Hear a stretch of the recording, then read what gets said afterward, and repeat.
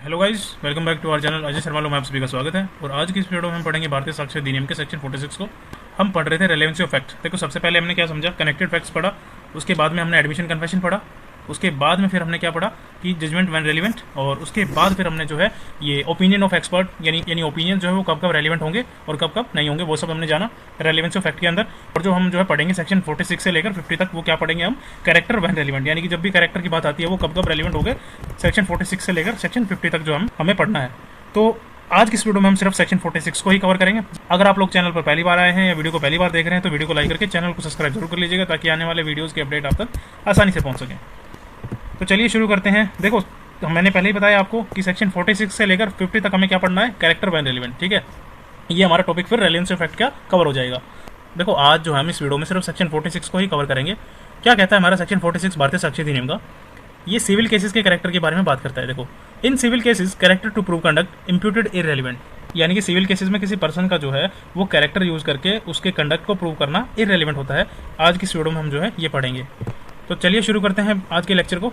In civil cases the fact that the character of any person concern is such as to the render probable or improbable any conduct imputed to him is irrelevant. और साथ ही exception में क्या बताया, except in so far as such character appears fact otherwise relevant. यानी कि जो हमारा सेक्शन 46 है वो कहता है कि सिविल केसेस में किसी पर्सन का जो है वो कैरेक्टर यूज करके, यानी उसका कैरेक्टर अच्छा था या बुरा था, उसको यूज करके ये प्रूव करना कि उसने कोई पर्टिकुलर एक्ट किया होगा या नहीं किया होगा, जर्नली इररेलेवेंट होता है। जर्नली, ठीक है, यानी उसको हम जो सिविल केसेस के अंदर प्रूव करना वो उसने पहले भी ऐसे ही किया है, वो सब जो है जर्नल केसेस में इररेलेवेंट होता है। अगर किसी पर जो है एलिगेशन लगे हैं तो आप ये नहीं बोल सकते कि ये आदमी बैड कैरेक्टर का है इसलिए इसने ये गलत काम किया होगा। और साथ ही इसका एक्सेप्शन क्या है, अगर कैरेक्टर किसी ऑलरेडी रेलिवेंट फैक्ट से नेचुरली सामने आ रहा हो तब जो वो जो है कंसिडरेबल होगा, यानी उसको जो है कोर्ट कंसिडर कर सकती है।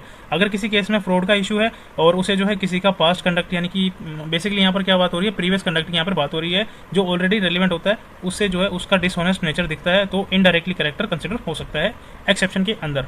देखो, सेक्शन 46 हमें क्लियरली ये बात बताता है कि सिविल केसेस में character evidence to prove conduct imputed is relevant except when it incidentally appears from other relevant fact. बस यही बात बोली गई इसके अंदर। और इसके साथ साथ हमने एक सेक्शन 50 जो है उसकी एक्सप्लेनेशन में हमें कैरेक्टर बताया कि कैरेक्टर का जो वर्ड है वो उसका मतलब क्या होगा, सेक्शन 46 के रिगार्डिंग, 47 एंड 49 और सेक्शन 50 के रिगार्डिंग, यानी जो कैरेक्टर वर्ड है उसका मतलब क्या होगा। ये जो कैरेक्टर है वो वर्ड इंक्लूड करता है both reputation and disposition, but except as provided in section 49 evidence में be given only of general reputation and general disposition and not of particular acts by which reputation और disposition has been shown. इस explanation में clearly हमें बताया गया कि character का meaning क्या है, यानी कि सेक्शन 50 और सेक्शंस 46, 47, 49 भारतीय साक्ष्य अधिनियम में कैरेक्टर का मतलब सिर्फ नेचर नहीं होता, बल्कि जो है रेपुटेशन यानी कि लोग आपके बारे में क्या सोचते हैं। ठीक है, और सेकंड क्या बताया इसमें, डिस्पोजिशन का मतलब क्या होता है, आपकी एक्चुअल नेचर, यानी कि आप जो है लोगों के साथ कैसा बिहेव करते हैं और आपकी टेंडेंसी क्या है, ह्यूमन टेंडेंसी क्या है आपकी। तो यही सब बातें जो है डिस्पोजिशन के अंदर आ जाएंगी। ये जो है दोनों मिलके जो है कैरेक्टर बनते हैं, यानी कैरेक्टर के अंदर दोनों चीज आएंगी, रेपुटेशन प्लस डिस्पोजिशन। दूसरी बात क्या बताएगी इसके अंदर, और कोर्ट में जो है कैरेक्टर प्रूव करने के लिए सिर्फ जर्नल इमेज, यानी कि जो ओवरऑल नेचर जो है बताई जा सकती है, लेकिन स्पेसिफिक इंसिडेंट यानी पर्टिकुलर एक्ट्स नहीं बताए जा सकते, उसके बारे में बताता है। जैसे उसने एक बार फ्रॉड किया था, एसेक्ट्रा। ठीक है, एक्सेप्शन क्या है, सिर्फ सेक्शन 49 में पर्टिकुलर एक्ट अलाउड होते हैं। बस इतना ही सेक्शन 50 की जो एक्सप्लेनेशन है उसके अंदर बताया है। सेक्शन 46 का एग्जाम्पल लेते हैं हम लोग। ए बोलता है कि बी ने जो है कॉन्ट्रैक्ट तोड़ दिया, यानी ब्रीच ऑफ कॉन्ट्रैक्ट किया है, और बोलता है कि बी एक जो है डिसऑनेस्ट आदमी है, इसीलिए उसने जो है कॉन्ट्रैक्ट जो है वो तोड़ा है। ये अलाउड नहीं होगा, ये जो एविडेंस है वो कोर्ट में एक्सेप्ट नहीं करेगी, यानी वो रेलिवेंट नहीं होगा जर्नल सिचुएशन के अंदर।